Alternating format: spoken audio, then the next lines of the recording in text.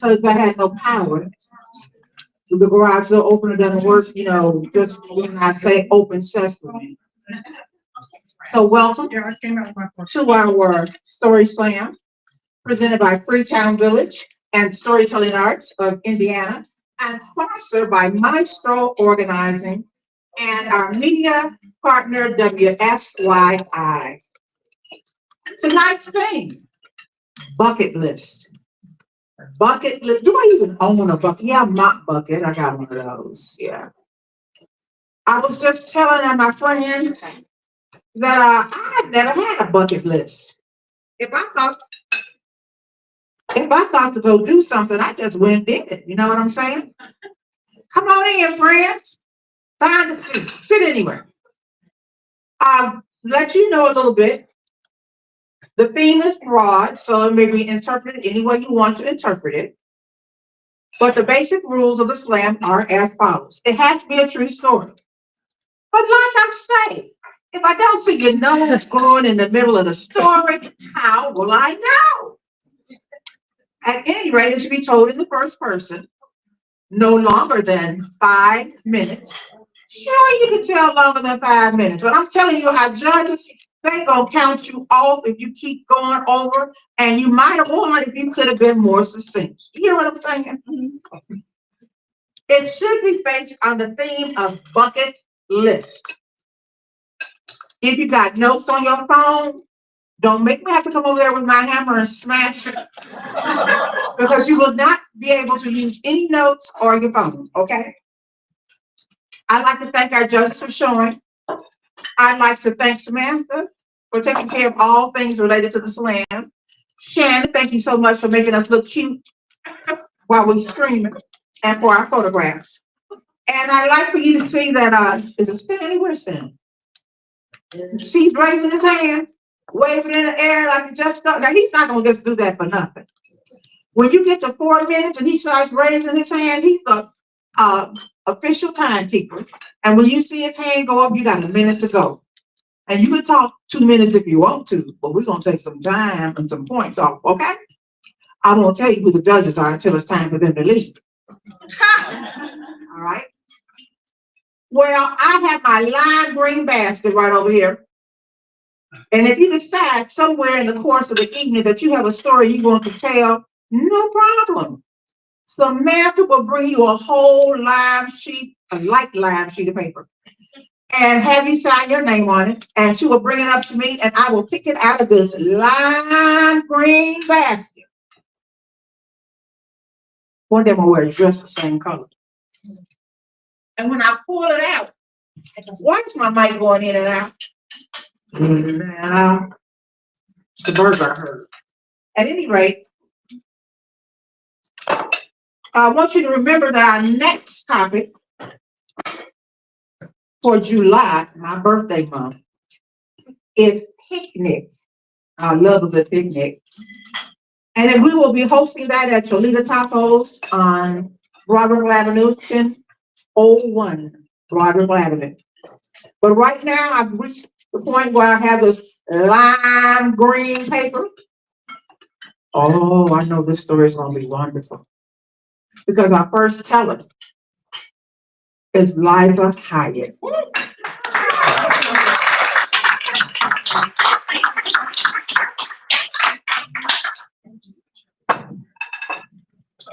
I'm going to move the mic with this. All right. Thank you.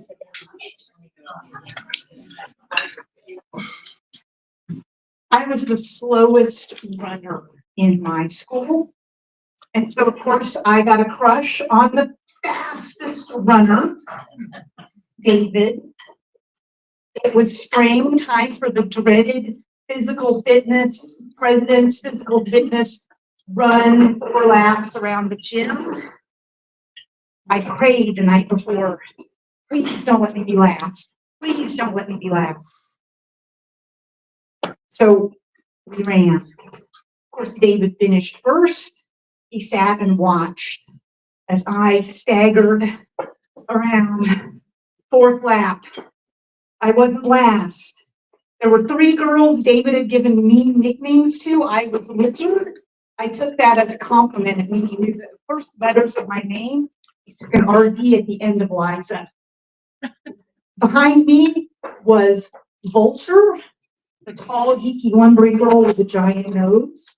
And behind her was Walrus, the short, round, very slow, intellectually plump girl. I said, please, let me at least not be beaten by them. But as I came around the last curve, Walrus sprinted past and Vulture sprinted past. And once again, I was last. That summer, I got to go to a specialist in Philadelphia to give a second opinion on gold salt treatments for my childhood rheumatoid arthritis, which explains why I was the slowest. He approved of the gold salt treatment idea, and they began. The arthritis did go away. And my mother said, that doctor was terrible. He talked over your head the whole time. The only thing I remember that he said was that he had rheumatoid arthritis as a boy, and that he had just finished running the Boston Marathon. That became the first thing on my bucket list as a child. Someday, I would not finish last.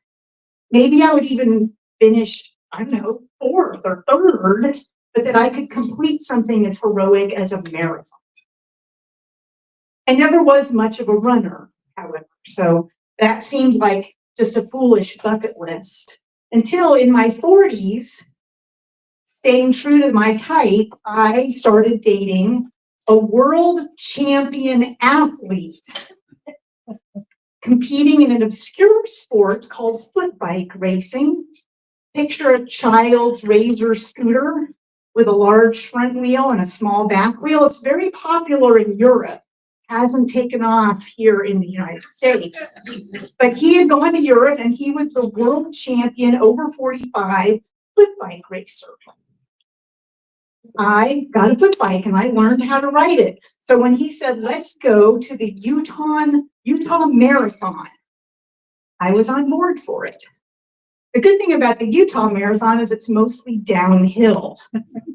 So I made it almost to the end before I thought I needed to give up. The end was this really long stretch, and I was among the foot bike racers. There were 10 of us in last place, as usual.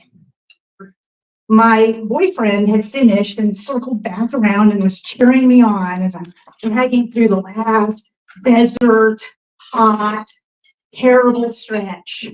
But I made it across. So I can claim that I had competed a marathon, finally, on a foot bike in less than 2 hours and 30 minutes.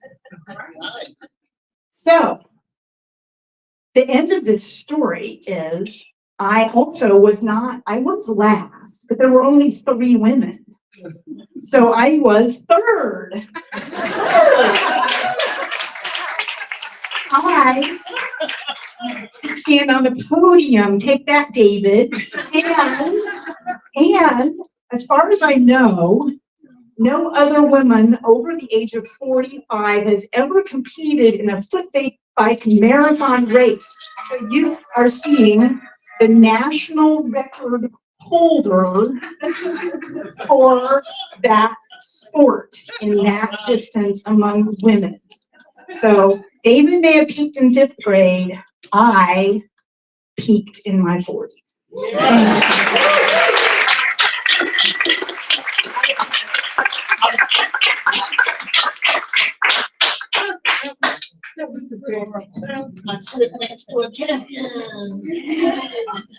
So if you come up here to speak, you'll notice it interferes if you start, if you hold it at the bottom. So if you could try to hold it up on its neck, we won't get the interference. Thank you. And now, you sure?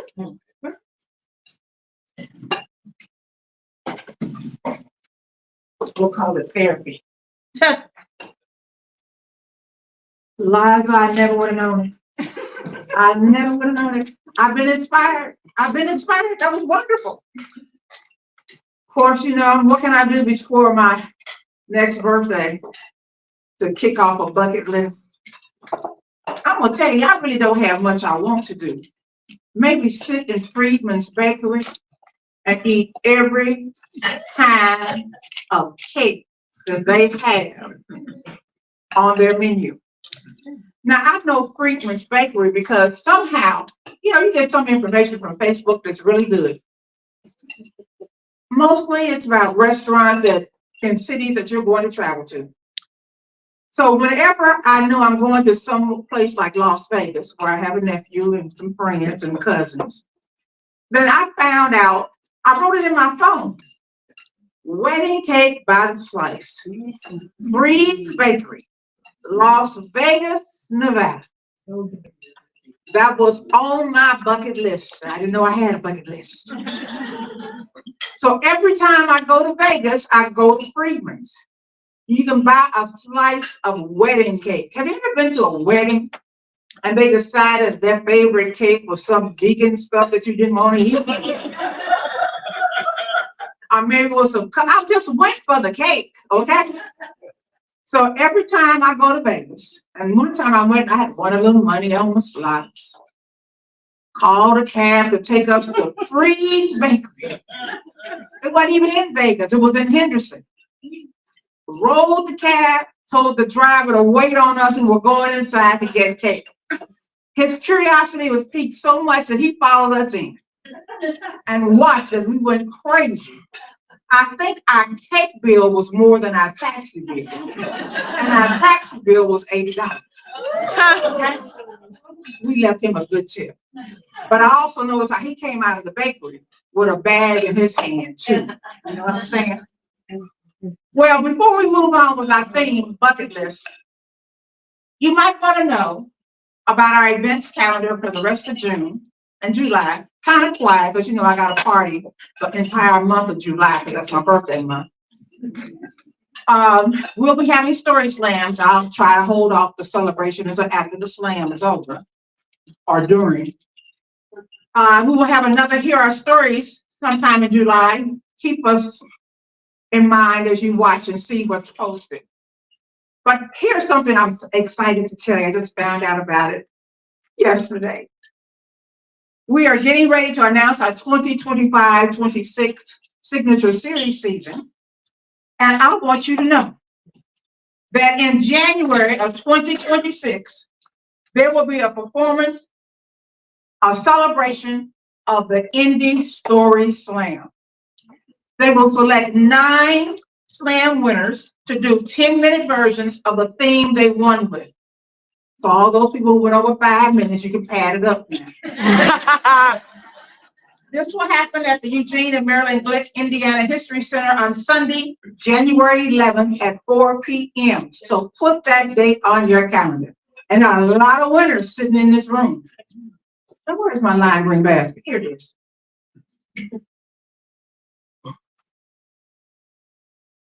The next person who's going to tell us a story is Noel Bewley. Noel, come on in.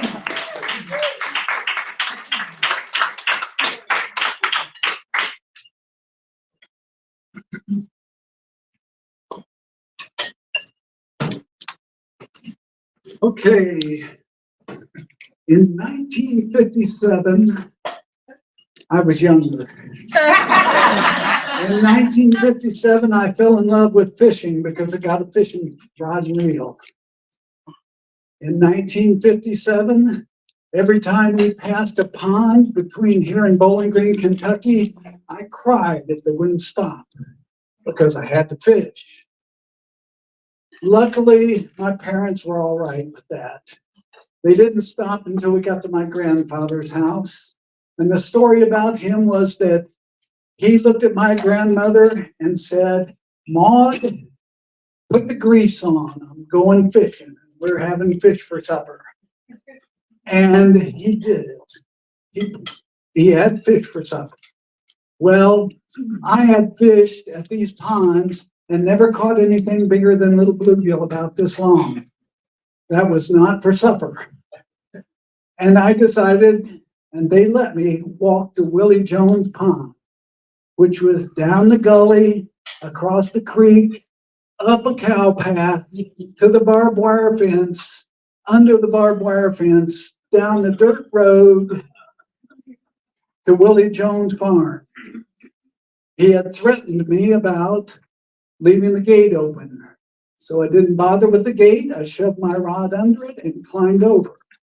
If you've ever seen a farm pond from back then, there's no grass, there's no trees. There are lots of animals, cows and pigs standing in the pond.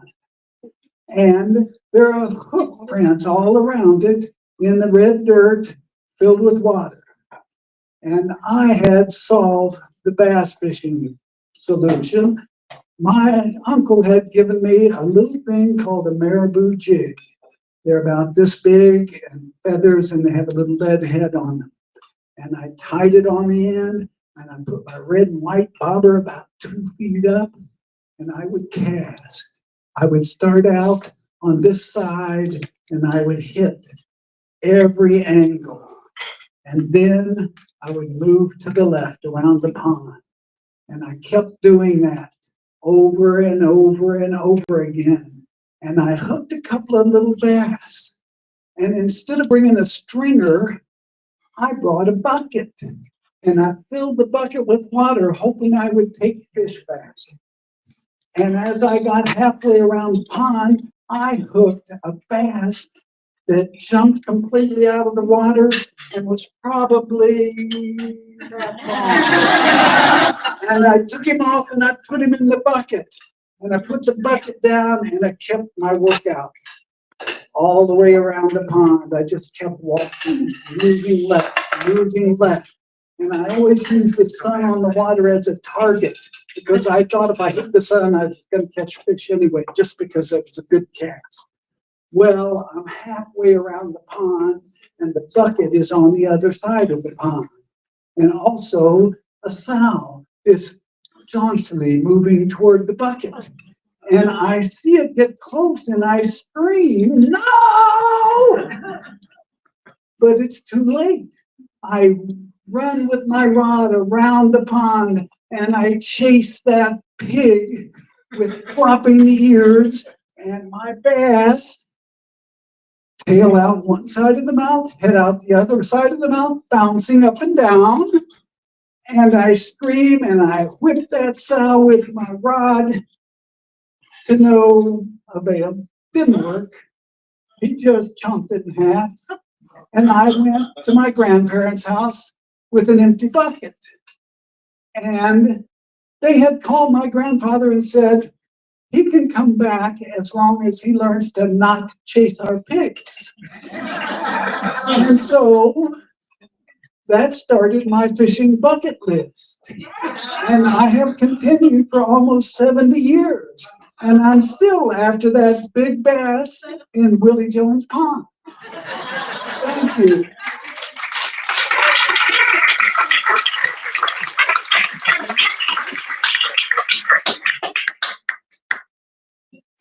We might not have had fish for dinner, but we should have had some pork chops. Okay? Thank you, Noel. Listen. Tomorrow, at the Kokomo Public Library, the Freetown Village Singers will be there. Oh no, that's today. Sorry, you missed that. They were there from 6 to 7. They might be here before our session is over. But you can see them if you go to Lyle Station for the Juneteenth celebration on Saturday, June 21st, from 12 to 1 p.m. at the Lyle Station Historic School and Museum. Okay? So it can happen. All right. Let me find my lime green basket. I don't know why I keep leaving it. It keeps moving. But our next teller with a tale about bucket list is Jen Clee. Come on, Jen.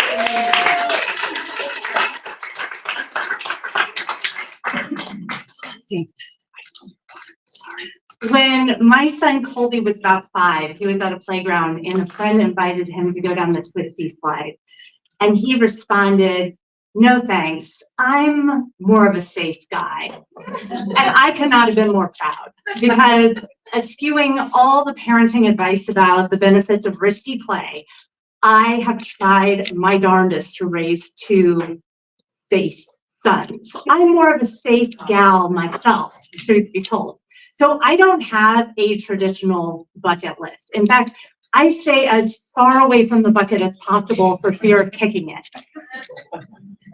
You aren't going to find me even thinking about jumping out of a plane. I have no interest in traveling to an exotic country. I'm far too much of a homebody. And in my mind, the thought of training for something like a triathlon is just an invitation to drown and or experience a horrific bike accident. So I don't have a traditional bucket list, but I do have what I consider a kick the bucket list. And it's a 2-part list. On one hand, I have all these fears of the ways that I might die. So there's, the standard boring things like car wrecks and all the cancers. But then there's some more spicy items on there, like drowning in the bathtub, or dying of hunger in a blizzard, or choking while home alone. Today I was afraid I was going to be buried under rubble without my whistle. I have one. Now, when normal children were at the high school football games on Friday nights, I was home alone watching Dateline. And so I know that the most likely cause of my death would be my husband murdering me. And Danny is amazing. My husband is a wonderful man, the best man I've ever met. But it's always the nice guys. And the next thing you know, you're dismembered and your corpse is in a barrel of acid in a rented storage unit. I also learned from Dateline that one of the signs that all of this is about to happen to you is that the husband always takes out an extra insurance policy on his wife. And so whenever in the mail, when we get the offers for additional life insurance, I make sure Danny doesn't see them and I rip them up and throw them away so he doesn't get any ideas. So that's one part of my list. Part 2 of my list is all the fears of what will happen after my inevitable death. Very top of this list. If Danny is not in prison for murdering me, then I'm afraid he's going to use the cutting board that I use only for raw meat to cut up fruits and vegetables for our children. I'm afraid that he won't load the dishwasher right. I'm afraid that I'm going to die before our basement is properly organized. And I'm afraid my children will never floss again after my death. Last night, we were putting the boys to bed, and Leo, who's 6, he said, "What would happen if you and Dad both died?" And it turns out, after talking with him, he's been worried that we're both going to suddenly die, and he and Colby are going to be alone in the house without any grown-ups, and no one's ever going to find out, and they're just going to be fending for themselves for the rest of their lives. I don't know where he gets his morbid imagination. But fortunately, I had already worked through the exact same fear. And so now Leo has a solid plan that when Danny and I both die, he's going to walk over to the neighbors and ask them to call Grandma. So I don't have a bucket list, but if I was forced to create one, it would just have 2 things on it. First would be to love the people God put in my life as fiercely as possible for as long as I can. And second would be to be the person I was created to be, even if she is a safe, slightly neurotic gal who avoids kicking the bucket at all costs. Thank you.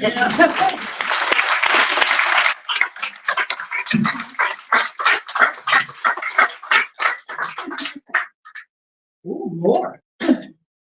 Add more. Anyone needs it?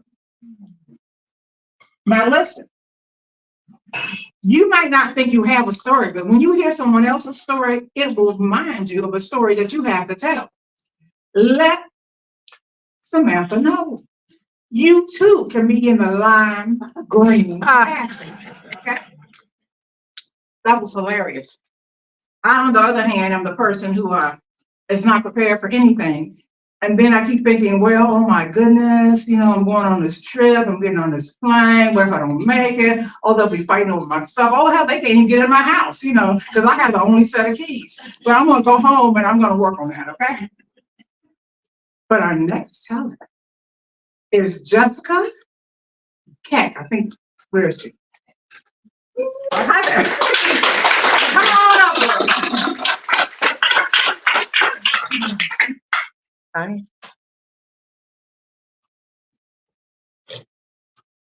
It was October 2022 when my 2-year-old son turned into a human ping pong ball and started ricocheting off the sides of his crib. And that's when we knew that he needed a big boy bed. The problem was that we had already outgrown our house. When we signed the lease or signed the mortgage 8 years earlier, we were already at capacity. The former owners were there, and we told them that we were going to turn the 3rd bedroom into a bedroom. They had used it as an office. And they said, you'll never fit a bed in there. To be fair, it is the size and shape of a tent. You have to walk right through the middle, and the closet is about yay high. So fitting a bed in there is a stretch, but we did it. So we had my son in there, 2 daughters in the other room, and we were pretty proud of ourselves. And then we found out about our surprise son. And so this became a problem. Where was he even going to sleep? Arguments broke out in the house nightly. No one wanted to share a room with their 2-year-old brother who went to bed at 8 p.m. And no one wanted to share a room with him, especially in the tent room, because how in the world would you fit 2 beds? Barely fit in 1. So we started exploring our possibilities. The first possibility we looked into was moving, but we got a pre-approval. We looked at houses and realized that house prices had gone up so much that we couldn't even afford our own house at this point. So we started looking into option number 2, and that was the tree house. My husband had built this really great tree house, and we thought, wow, our daughter can move into the tree house. That'd be great. It had air conditioning and a Ring camera. But she had seen the footage on the Ring camera of the possums and the raccoons falling in the door, and she was like, I'm out. I don't want to do it. So that wasn't a possibility. So then we looked into taking out a home equity loan, and we were going to redo the basement. And then a really bad spring storm hit, and all the people who would use their COVID stimulus checks to redo their basements, all of them flooded. Oh, that's not possible either. So we were stuck. We didn't know what to do. So I'm up at night and I'm running the numbers. I just couldn't figure out a solution to this problem. And then I thought, wait a minute. We were going to scrimp and save and take out loans and do all this for something that we had to do. What if we use that same effort and money for something that we wanted to do, which was travel?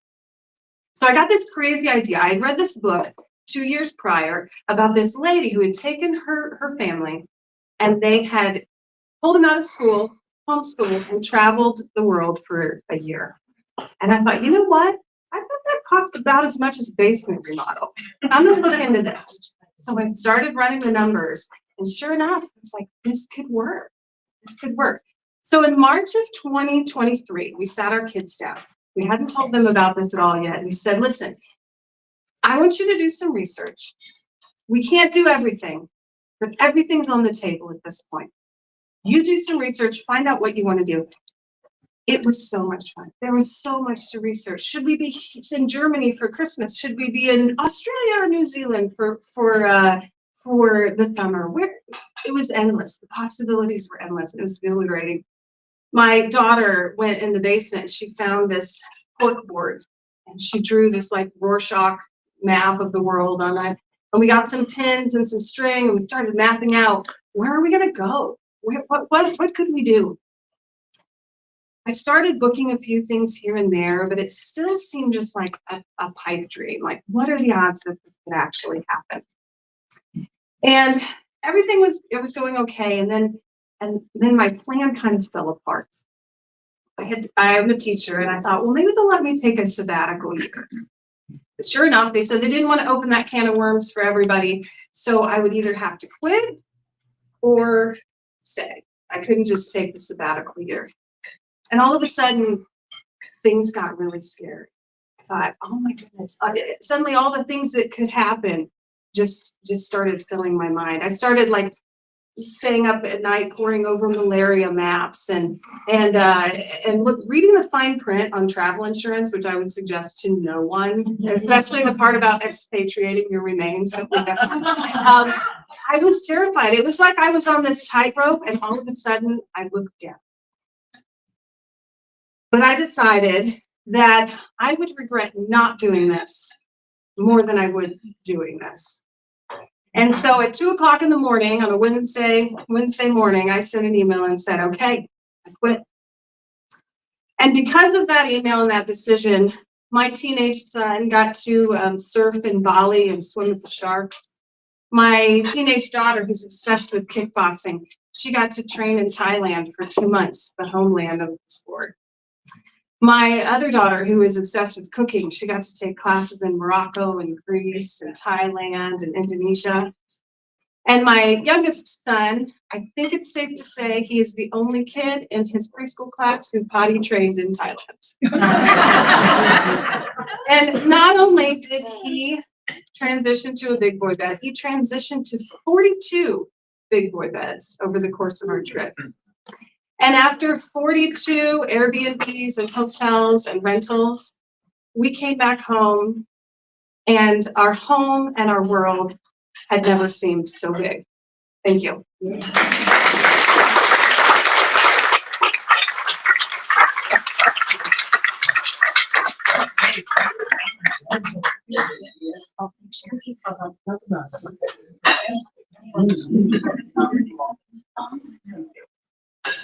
Talk about goals. Potty training in Thailand. Thank you so much. That was hilarious. And it sounds like a lot of fun. Now remember, if you think of a story you might want to tell, there's time. I've got this lime green basket. Samantha's hiding back there. She'll give you a pen to write on that lime green sheet. And we have a story that you can tell us. But our next teller is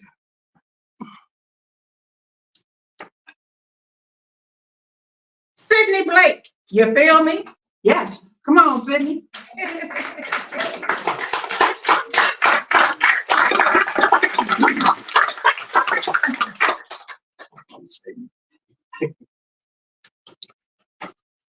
Thank you for that warm welcome. Now I better deliver.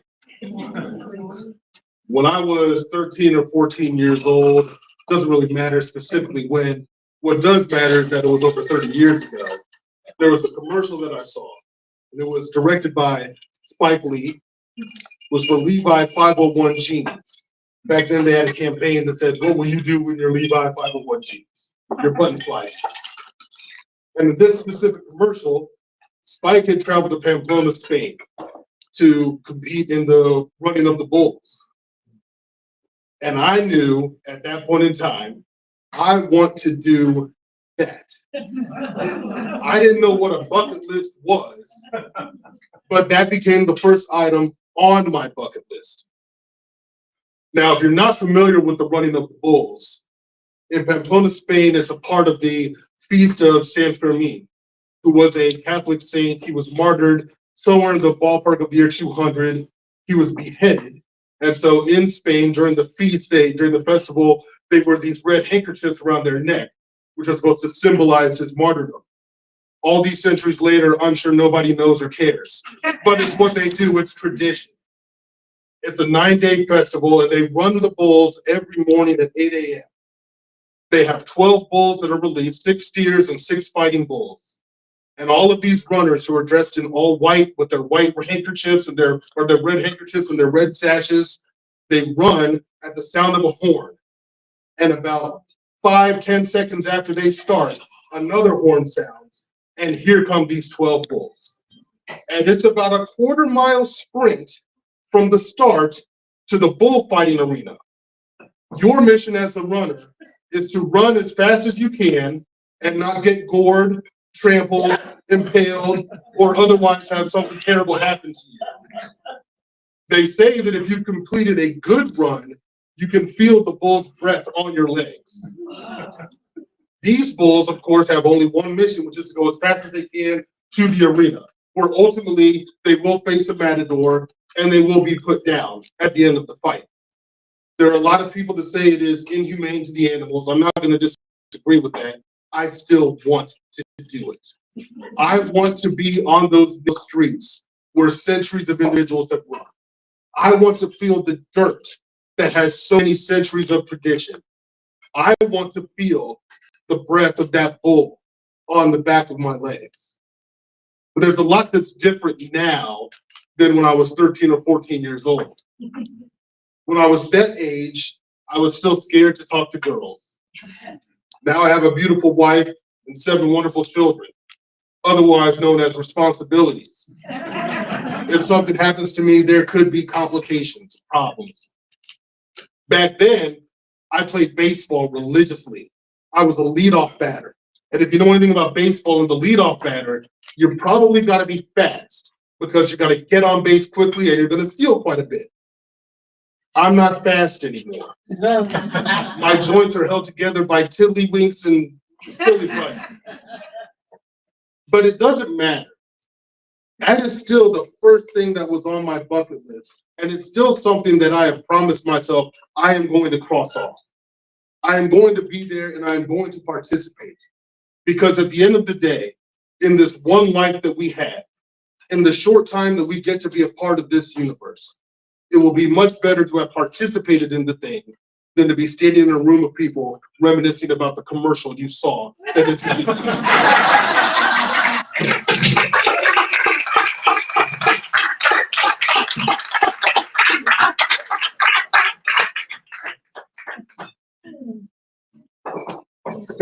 Sydney.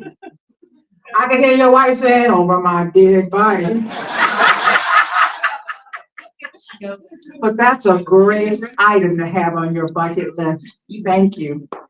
Now, some of y'all gonna remember something. And Samantha's got papers over there. You can write your name on it. I could reach into the lime green bucket and sure enough, pull out a name. And the next teller is Shannon. Woo! Come on up. Thank you.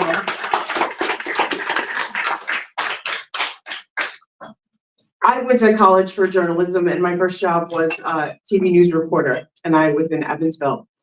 And everyone was about the same age in their early 20s that I worked with and we all got very close. And one of the people I worked with was named Tanya and she's asked me would I come visit her. She lived in Owensboro. She lived outside of Owensboro, Kentucky, which was part of the market. She lived with her husband. She had gotten married very young. And I found the windy path to this log cabin that they had built together. And she was standing in the driveway. She couldn't believe that someone would come visit her in her log cabin. And she showed me around inside. And I was like, I'm from the suburbs. So I was like, oh, there's like logs on the inside too. Interesting. I remember leaving that day thinking she doesn't belong in this cabin in the woods, especially with this guy. Turns out he was a secret drug user. She just thought he was moody. She left him and we became very good friends. And we started traveling. And we went to New Orleans and we went to Florida and we went to Vegas and we thought we were big time. Then we planned these trips internationally. We'd never been international. And we went to England, lucky us. We got bumped from our return flight. So we got to go to England again for free on Virgin Airlines. And we went to Paris and it was amazing. We just couldn't believe our good luck. She eventually got married and had a son. So we did not spend as much time together as we did before. Recently, so like 2 years ago, she was at my 50th birthday party, and I knew something was wrong in hindsight because later on she said, I saw a bunch of people at your party with food, but I never saw where the food was. And I thought, you were at my party that whole time and you never ate? Who goes to a party and doesn't look for the food, right? I mean, I don't. Well, she had a bunch of symptoms, and her primary care doctor had retired, so she kept going to urgent care, and she never got a colonoscopy. And when she finally did, she had stage 3 colon cancer. And sadly, she passed away last Memorial Day. She was only 52. She had a 16-year-old son. One thing she did ask for was that at her memorial, if we could show pictures of our travels. And so I bought a scanner and I got to work, and I realized I just had hundreds and hundreds of pictures of us. And it was just hard to choose which ones to use. And some of them I had to censor, like the ones at Mardi Gras. Showing those at her memorial. And some of them I felt were appropriate. My friend Jody was like, that's not, no one needs to see that. Her son especially. I'm like, well, he needs to know his mom was fun. Anyway, my favorite picture though is the one that we took in England. And it was the first time we went to England. And we had friends there, and they picked us up from the airport and they took us to a pub, and we were jet lagged. And someone took a picture of us, and it's just this crowded pub.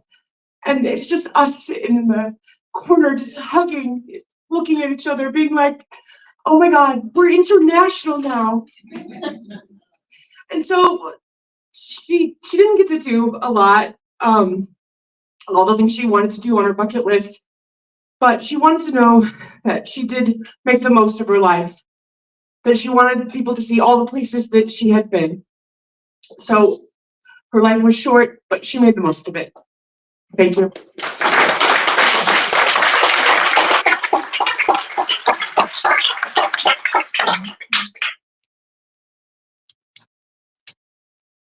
Thank you, Shannon. That was a wonderful story. Okay. Listen, I know you're thinking you got a story you can tell. Time's not up. Do you want me to do the commercial for next month? Do you want to know that we will be at Cholita's Tacos? And that the theme is picnic, whatever that means to you. I think ants, I think sand, I think being outdoors. I'm not an outdoor girl. But at any rate, if you want to sign up for a story, there's Samantha with her lime green paper. She will take your name, and I will call your name just like this. Our next teller is Chef Flack.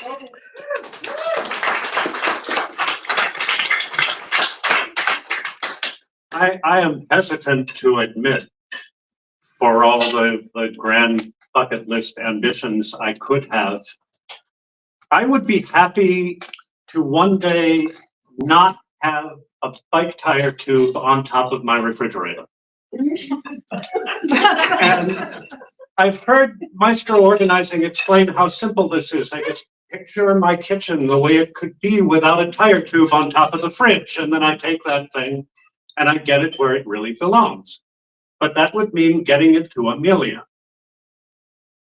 You see, a year ago, Amelia, who was 9, lived with her mom a little ways down my street, and there were a bunch of people on the porch across the street, the neighbor's porch one evening. Amelia was there with her bike with a flat tire that I offered to help with.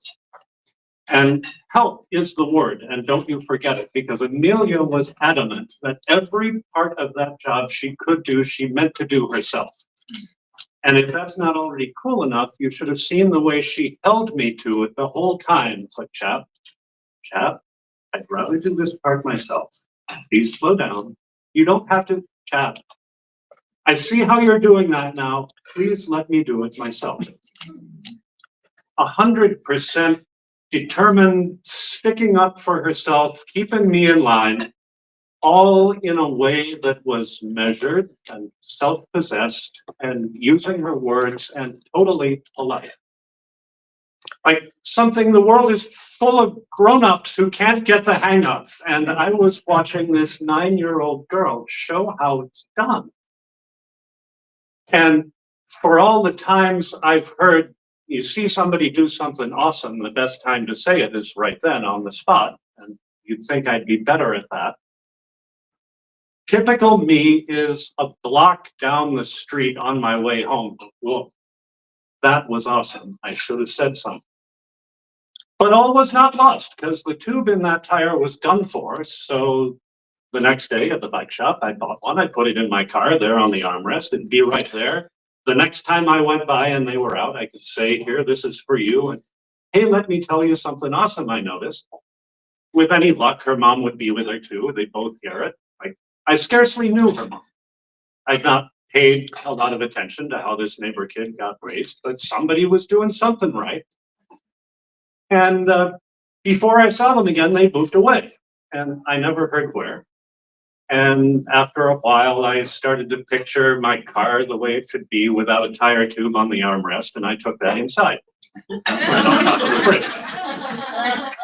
And there was another whole distraction right after that. There was another family in the neighborhood moved away. I was kind of involved with that. That had some unexpected moments, like when I got sent to a neighborhood I didn't know, to a particular alley to pick up a guy I didn't know who maybe didn't have an address, who was going to drive the U-Haul for them.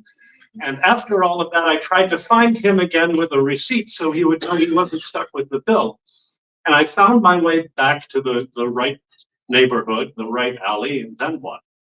Parked my car and walked around the block for a while. And didn't have any better ideas than to walk up to houses and ask if does anybody know about this guy. Picked a house. I walk up the door. Amelia answers. But I'm a guy on one mission just then. Like, can anyone help me get this receipt to this guy? Great, thanks. And I went right home, where I saw the tire tube on top of the fridge and remembered everything that I'd just been standing there with the girl and her mom and totally forgotten to say. So of course I turned around and went right back. No, I didn't. I had stuff to do. I knew where they lived. I could go back and visit anytime. And I eventually did in the spring with the tube in my hand. They didn't live there anymore. I went home and put it back on top of the fridge. And that's why this is on my bucket list.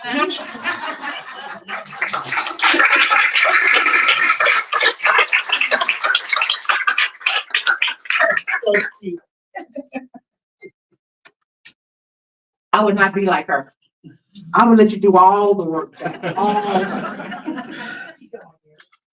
I want to remind you, if you got a story, I got a lime green bucket that's I can see the bottom of now, so I know you can think of a story that you might want to tell. Because next month it will not be bucket list. Next month the theme will be picnic. Well, let me pull out the name. Our next teller is Debbie Gully.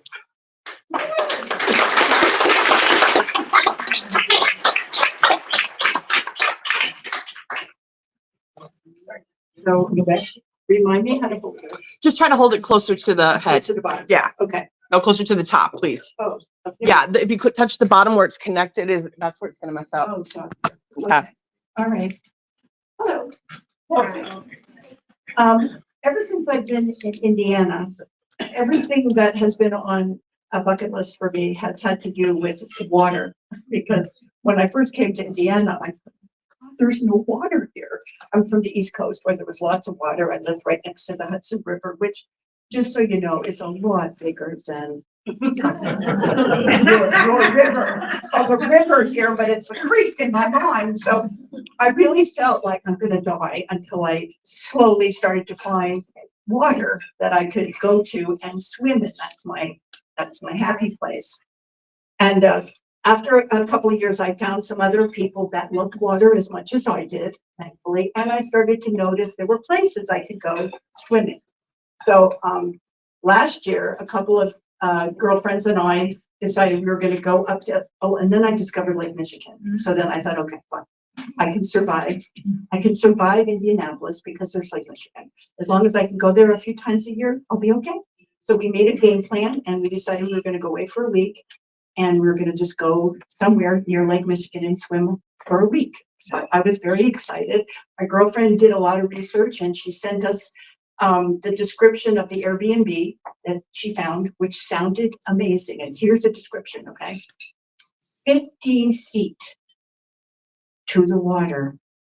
And we're like, gosh, 15 feet, this is it. And it's not even that expensive. How can this be? Well, we pull up and there's a road. And then there's our, all these cabins. And there was no beach. No, we didn't even know where it was. And so we called the gal who rented us this place. We said, where's the water? And she goes, oh, you just have to, when you're standing on the road, turn right and walk about a quarter of a mile. And all of a sudden we're already glazing over because we're all of a certain age.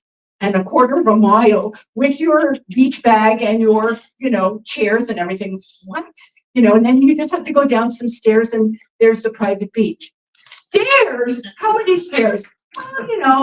40, 50. And we're like, if we all had problems with our knees, I can't do more than 5 without being in pain. So it was like, what is going on? She goes, well, if the stairs are too hard for you, you can go left and walk about a quarter of a mile. And then there's another path to the beach, but there's no stairs. It's just sort of a nice incline. Like, okay, we'll do that. So we're schlepping down this highway. It's, 90 degrees. We've got our bags. We find the path. It's not like a nice incline. It's like a really tough incline and it's sand. So you know how that is, right? So by the time we got there to the level thing, our knees were killing us. But there was the water.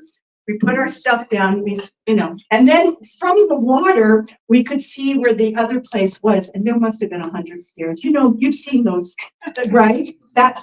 So there was like 100 stairs. Oh my gosh.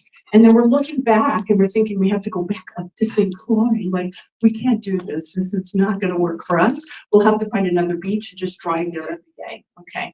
So we're okay. We already decided we'll be fine with that. We'll find another beach. There's lots of beaches. I mean, Lake Michigan is big. So we'll find some more beaches. So that night, again, I'm from the East Coast. I'm not used to hurricanes or tornadoes or any of that stuff. And my phone went off. That loud sound that you probably heard tonight. Okay, and it was making that noise. And I'm looking at my phone and it says, get away from the windows. The storm is coming. And I said to my friends, oh, it's only my phone.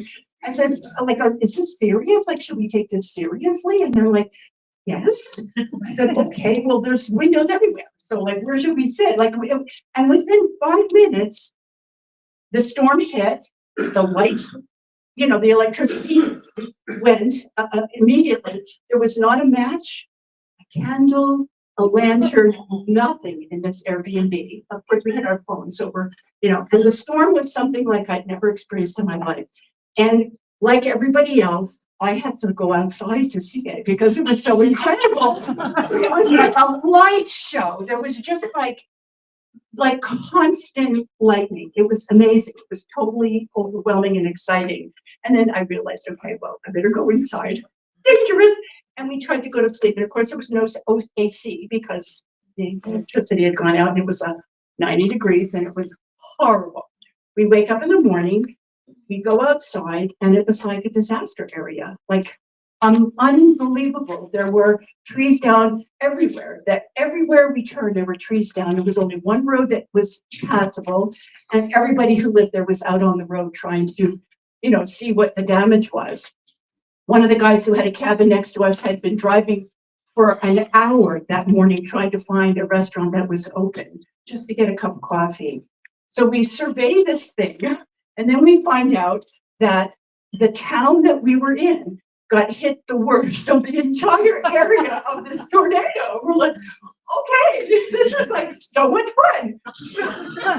So we weren't sure how long is it going to take if this is the center of the storm and it's a small town. It might be a couple days before they get the electricity back. We just packed up And thought, okay, we're gonna find a new beach, new place to stay. We're just gonna keep going. And we did. We found on the way to finding another beach. We happened to see a sign for a certain kind of dispensary of the kind that we don't have in Indiana. And that was also on my bucket list. I'm an old hippie and I used to partake, but since then I hadn't, and I thought I gotta go see what this is like. So we went in, and what happens? Times had changed, okay? It's such a big place. I mean, it's not like you're just your friend on the corner. This was like huge. There was a security guard. He asked me if you wanted my ID, which always makes me laugh. Here's my ID. And then it was like a barn. It was so big. And each of us went to a different place because we all had different needs. One of us needed to help with sleeping. One of us needed help with pain. One of us needed help with enjoying music better. And so we all went to different places and they were so like wonderful. They didn't make fun. I felt like they didn't make fun of me. I was just like, I'm not sure what I need. Oh yeah, I know exactly what you need. Here's this and here's that. So then we have this great picture of all of us standing outside of this lovely dispensary, which we posted on all of our family. Here we are on our trip. We made it to the beach. We found another place to stay. And what I learned was what you imagine your bucket list is going to look like, it never looks like that. But it's okay because it's the process. You know, it's not actually getting that place. It's all the things that you do in the journey.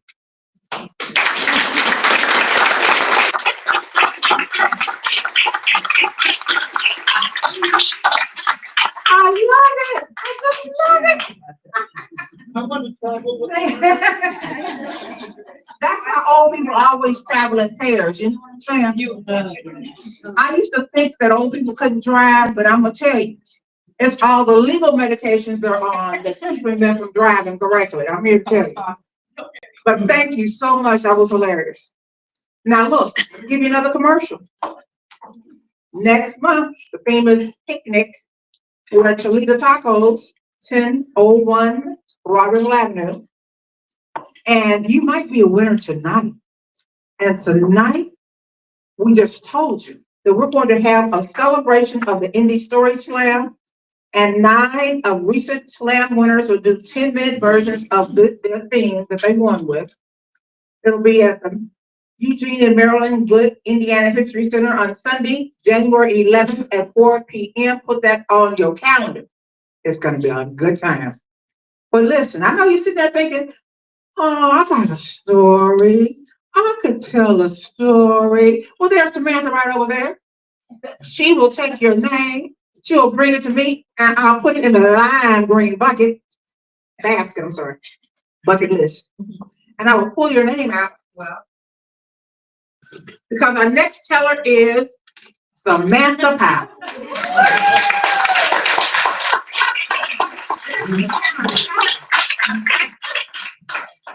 Oh, I can check out to the right place.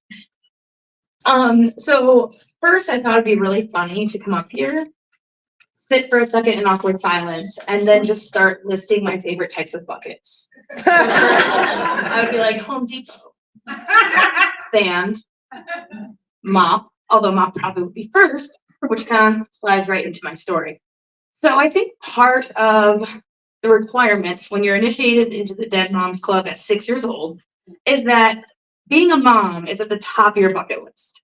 So my whole life, I have had this desire to become a mom. And in 3rd grade, we had to fill out these About Me forms that they hung around the classroom because we decorated them. And I was in school with a girl named Alana, and she had put, when I grow up, I want to be a mom, where other kids had put things like firefighter, doctor, vet, dolphin trainer, which was oddly specific and popular in the 90s. Thanks, Lisa Frank. But, and I thought to myself, I vividly, and she laughs to this day about it, I vividly remember standing in front of her poster and going, they get paid to do that?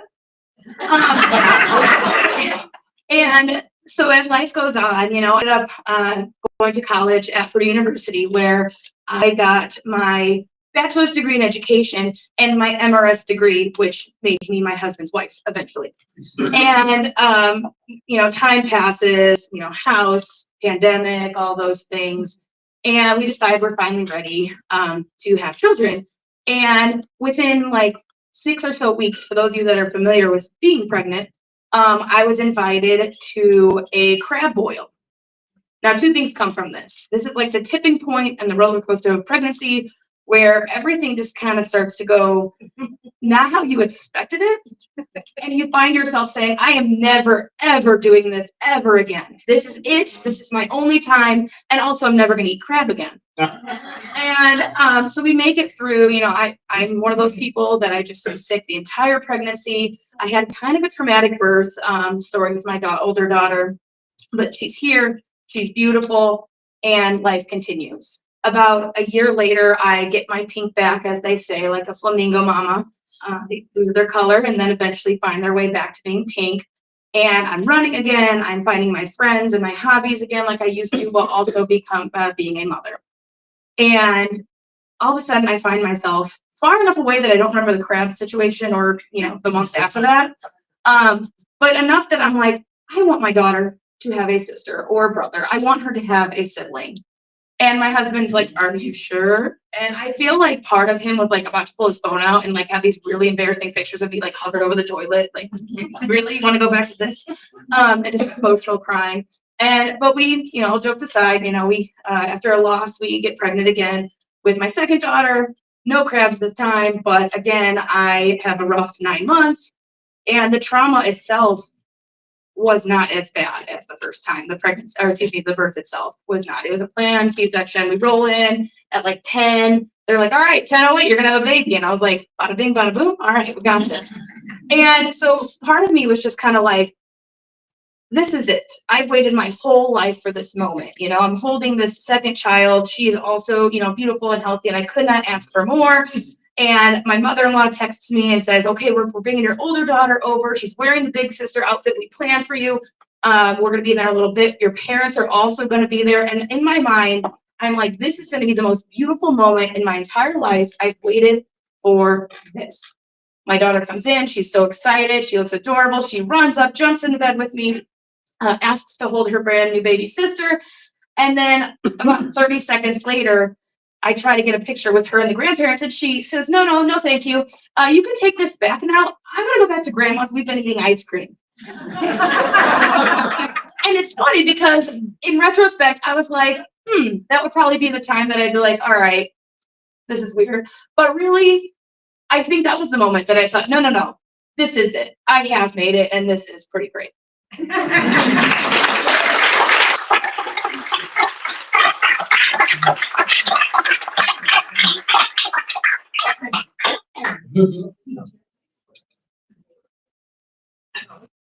That was just marvelous. I think there should be someone else in this room who has a story to tell, but while you're deciding, I'm going to remind you that we missed Freetown Village in Kokomo today. But you can catch them at Lyle Station for the Juneteenth celebration on Saturday, June 21st, from 12 to 1 p.m. at the Lyle Station Historic School and Museum. Now, you need to plan your trip just because it's not just around the corner, okay? But it's a beautiful settlement, free Black settlement in the state of Indiana. And you might want to check it out. Or you might want to go to Freetown Village's website and find out if they're going to be in the city anytime soon. But now, if you're thinking about a story that you want to tell about bucket lists, I'm looking at y'all over there, okay? Then we got time. We got Samantha here. She will give you a piece of paper. You can write your name down, Let me talk about a bucket. I think the most wonderful thing in the world is to have somebody come to your house and clean your house. Lord, I wish I had been born rich instead of good looking. You know what I'm saying? But one woman who came to my house to clean, she suggested I get this old cedar mop bucket. And it's a bucket that's phenomenal because you can put the little round-headed mop in, put it in the top, and just press the button down a couple of times, and it wrings the mop out. You don't have to get your hands dirty, and you can just mop the floor. Oh, it was just wonderful until somebody came to my house and broke the handle off the mop. Oh, my goodness. But I want you to know that's my bucket story. So let me reach into this basket, this lime green basket, because Janet Pillsbury has a story to tell tonight.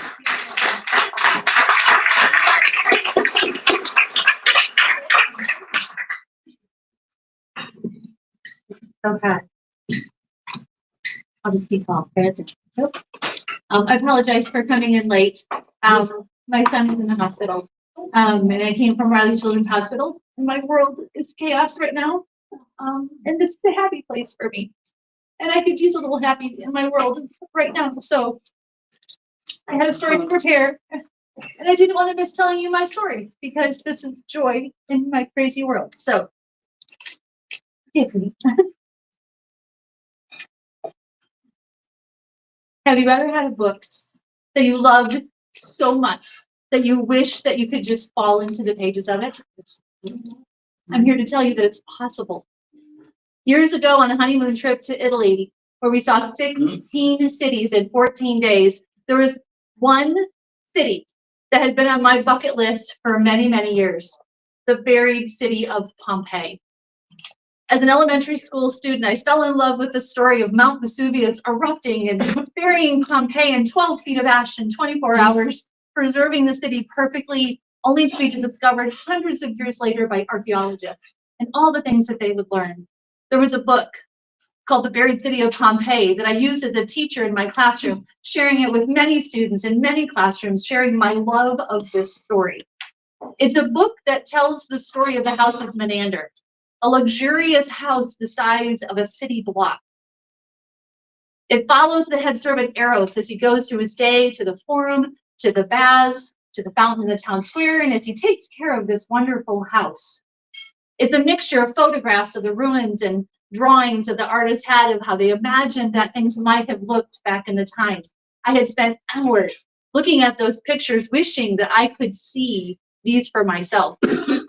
And today was Pompeii Day.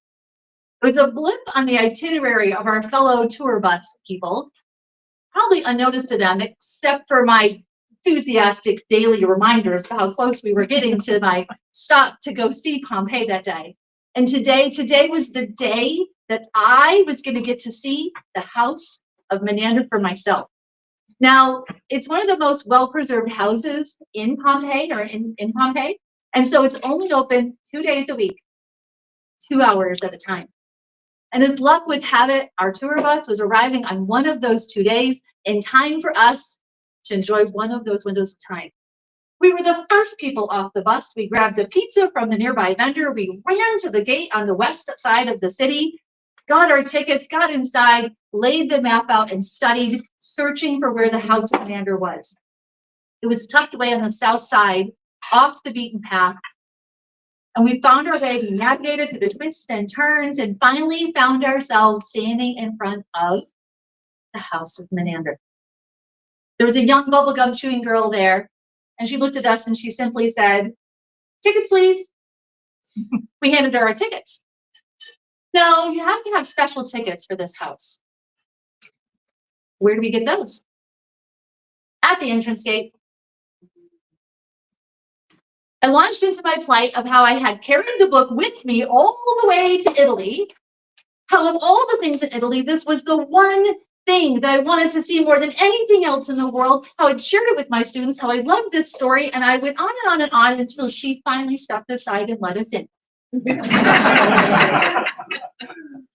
I had fallen into the pages of my book. The family altar, I was standing next to it. The master bathroom with the mosaic tiled floors were real. I stood in the garden like Eros in the drawing, my hands at my hip, pretending to be him. I saw the stables where Eros and his daughter's bodies were found in his bedroom there. It was amazing. We spent about an hour wandering through the house, but there were so many other things in Pompeii that I wanted to see too, that I knew in the short stop in our itinerary that we needed to be on our way. So we made our way back to the front of the house, and there where the bubblegum chewing girl had been, now was a metal gate. Closed and locked with us on the inside. It's a ruin. There is no roof. There has to be a way out of it, right? So we walked through the whole entire house again, looking for a low window or something to climb on top of, but there was no way out.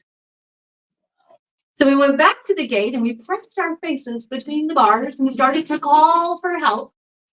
Eventually, 2 German tourists came by who laughed at us as if we were part of some reenactment. Fortunately, my new husband knew enough German to explain our plight, and off they went to return to the security guard who had keys, who let us out. And we raced through the rest of Pompeii. So friends and fellow readers, be careful what you wish for.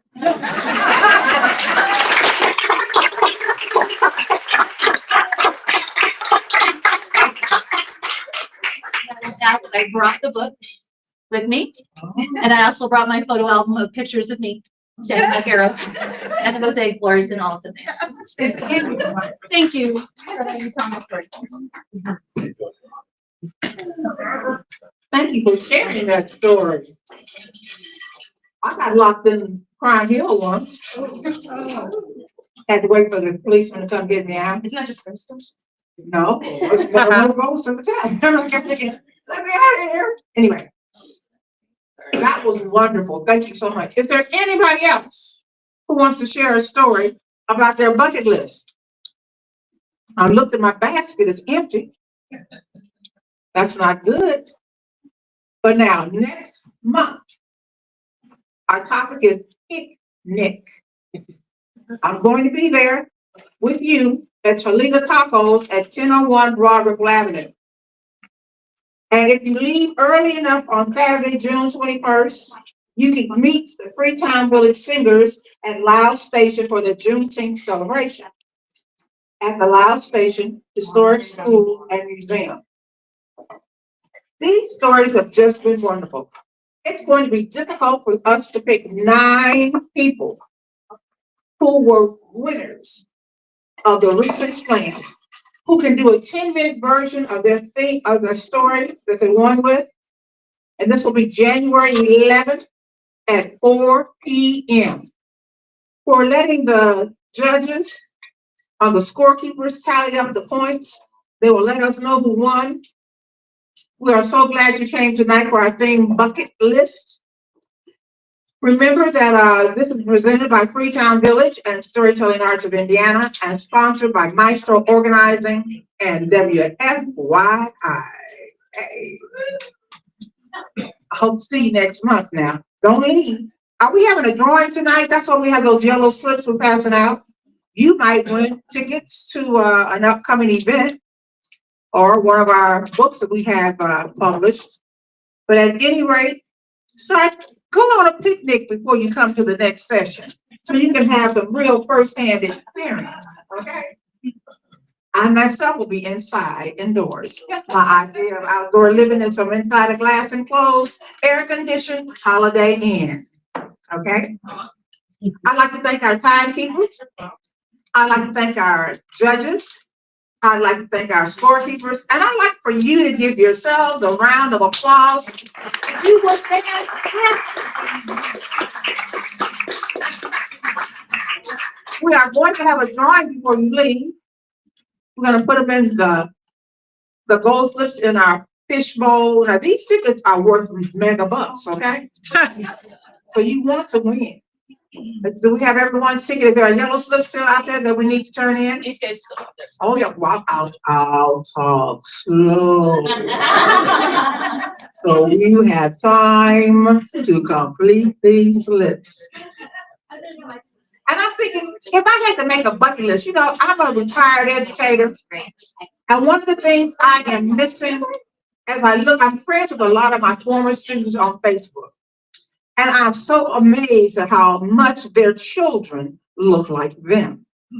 So my bucket list is going to be to visit all those kids that I've just known on Facebook. And a friend of mine just went to Italy. She planned a 14-day trip for her entire family, all the kids, grandkids, spouses, and I've been watching their pictures and it looks like they're having a great time. So, bucket list. There was a movie called Bucket List. Who was in that movie? Was it Morgan Freeman? And who else? Jack Nicholson. Jack Nicholson. Jack Nicholson. Okay, Jack Nicholson.